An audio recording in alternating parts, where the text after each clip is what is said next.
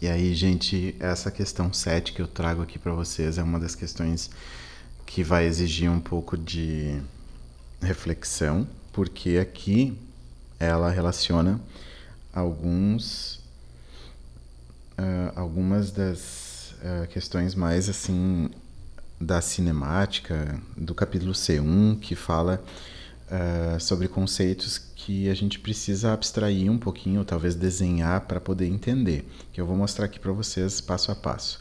Então, na questão 7, está dizendo a respeito dos conceitos de cinemática, analise as afirmativas a seguir.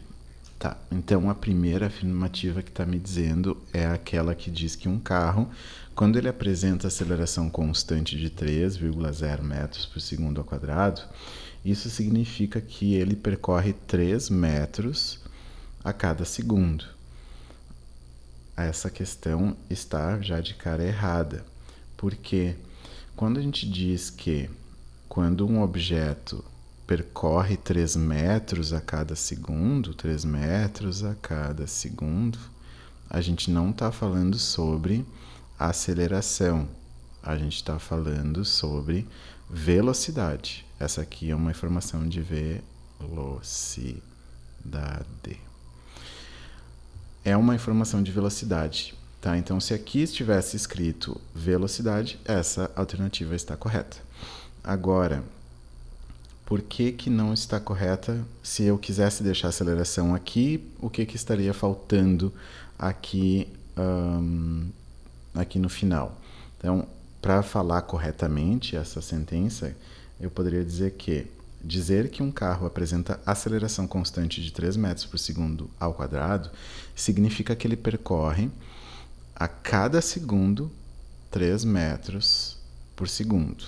Ou seja, na verdade aqui eu poderia botar velocidade. Significa que ele muda a velocidade. Então, muda a sua velocidade 3 metros por segundo a cada segundo. De 3 metros por segundo a cada segundo. A 1 segundo. Então, só lembrando, percebam que algumas pessoas podem dizer assim, é verdade, tem um quadrado aqui, por que isso?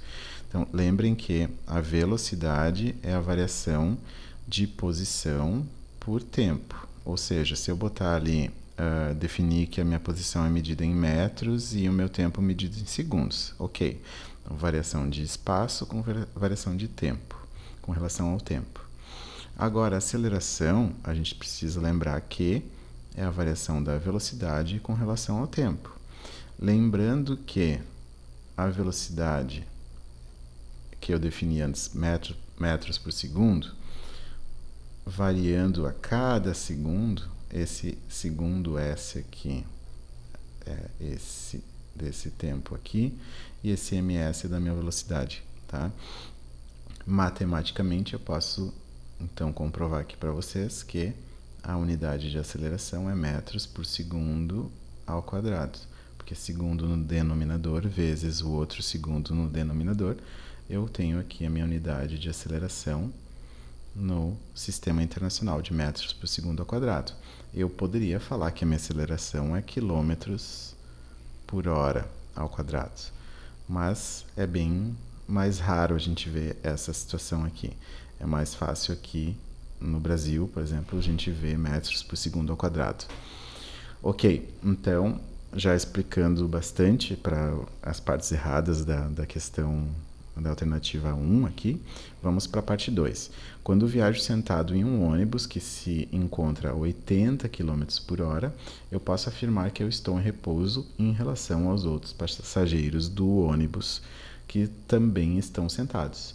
Então, essa resposta aqui, ou essa alternativa, está correta, imaginando o ônibus que está em movimento. Esse movimento tem uma velocidade aqui de 80 metros por segundo, ou quilômetros por hora, né, como ele está dizendo. Em 80 quilômetros por hora é a velocidade do ônibus. Eu estando dentro desse ônibus, em qualquer um desses lugares aqui, eu vou pintar esse aqui. Esse sou eu. Então, deixa eu ver. Eu vou pintar no meio aqui. Então, esse laranja aqui sou eu. Com relação aos outros colegas aí de viagem, estou sim em repouso. Cada um deles está parado. Se eu ficar olhando para eles, né? Tomar eu como referência, eles estão em repouso. Então, tomando eu como referência, eu sei que as árvores ali do lado de fora estão se movimentando. Quando eu digo que eu sou a referência, eu digo que... E eu estou me movimentando a 80 km por hora, ou metros por segundo, tanto faz. Quem está se movimentando, então, se eu sou a referência, são os outros objetos que estão ao redor. Então a gente pode pegar essa parte mais assim de abstração quando a gente olha exatamente o que estou fazendo aqui. Estou sentado no meu sofá, estou em repouso. Estou em repouso com relação a quem? À televisão, ao computador. Estou em repouso, assim como eles também estão em repouso. Mas se a gente for pensar ao referencial do Sol, nós não estamos em repouso. A gente está em constante movimentação ao redor do Sol.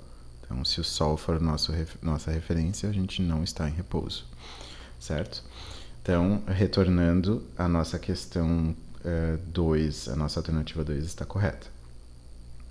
A 3 ali, um avião que apresenta velocidade constante, então ele está andando na horizontal lá no céu, em um determinado momento abandona uma carga qualquer. Essa carga cairá obedecendo uma trajetória curvilínea. Então, galera, eu vou apagar isso aqui para poder mostrar. Vamos ver se vai dar certo aqui. A gente precisa parar para pensar que esses nossos referenciais, quando tem um objeto em queda livre, como a gente fala, esses nossos objetos eles podem ser observados tanto por quem o atirou desse avião, quanto por alguém que está num prédio distante observando esse objeto caindo. Então, deixa eu desenhar aqui um aviãozinho. Então, esse nosso avião... Que ótimo meu desenho, hein? Esse nosso avião, ele está fazendo essa trajetória horizontal. E nessa trajetória horizontal, larga uma carga, um caixote aqui. A entrega, os recebidos. Então, esse caixote aqui, para quem está observando como nós estamos observando, digamos, a gente está aqui num prédio que tem a antena, né? A gente está aqui num prédio observando o que está sendo largado aí pelo avião. Esse, observando daqui onde eu estou mesmo, essa carga, ela vai sim ter uma trajetória curvilínea, porque essa carga, ela tem a mesma, no momento que ela sai do avião, ela tem a mesma velocidade que o avião, horizontalmente, mas ela não tem a sustentação para ficar, né? Ela foi solta de dentro do avião, então ela tem um componente que a puxa para o centro da Terra, que a gente chama da gravidade. Então, aos poucos, essa trajetória que é inicialmente horizontal, ela vai ficando curvilínea, e se a gente fizer a trajetória pontilhada aqui, a gente vai ver justamente o que eu marquei de laranja. A trajetória ela é curvilínea para quem a observa de longe, assim como nós estamos observando nesse meu desenho, nessa minha obra fantástica aqui. Agora, se eu estivesse dentro do avião, eu sou o carinha que tocou a carga. Então, se eu ficar olhando para baixo, Se eu ficar olhando para baixo, eu vou ter essa percepção aqui. Agora eu vou desenhar meu avião como se fosse uma seta, tá? Ele está indo para frente, aqui, da esquerda para a direita. Então, se eu estou dentro deste avião aqui e largo uma carga, eu vou perceber só esse movimento para frente, ou seja, da esquerda para a direita da minha carga. A minha carga vai fazer, deixa eu botar outra cor aqui, a minha carga vai fazer uma trajetória horizontal para quem está dentro do avião. Quem está dentro do avião olhando para baixo, a carga acompanha a trajetória do avião, diferente de quem observa a carga caindo ao longe, assim como nós estamos observando aqui o desenho azul, certo? Então, quando o avião larga essa carga, que tem uma velocidade constante, em determinado momento, né, essa carga caiu, e essa carga ela vai ser não vai ter uma trajetória curvilínea para quem observa de dentro do avião. Tá? Então ela vai ter uma trajetória retilínea. Eu achei meio, talvez reconheço que eu achei essa questão aqui meio dúbia, porque não diz exatamente de que momento tu observa, porque se eu estou observando o avião largar alguma coisa, eu vejo que há uma trajetória levemente encurvada, né? uma trajetória curvilínea, né? Mas se eu estou dentro do avião, eu vou ver que a minha carga ela vai cair em trajetória retilínea. Certo? É claro, né, que aos poucos, se eu tô com uma carga, olhando aqui para cima, se eu tô com uma bola, aos poucos essa bola vai diminuindo de tamanho, dependendo da altura e que eu larguei essa carga bola. Tem um momento que eu não vou mais ver essa bola, mas isso daí já é outro fenômeno. A trajetória deste corpo carga, que eu agora chamei de bola, ela é retilínea para mim, que está lá dentro do avião. Beleza? Agora, espero não ter confundido mais vocês, acredito que não. Acho que só facilitei, né? Abraço.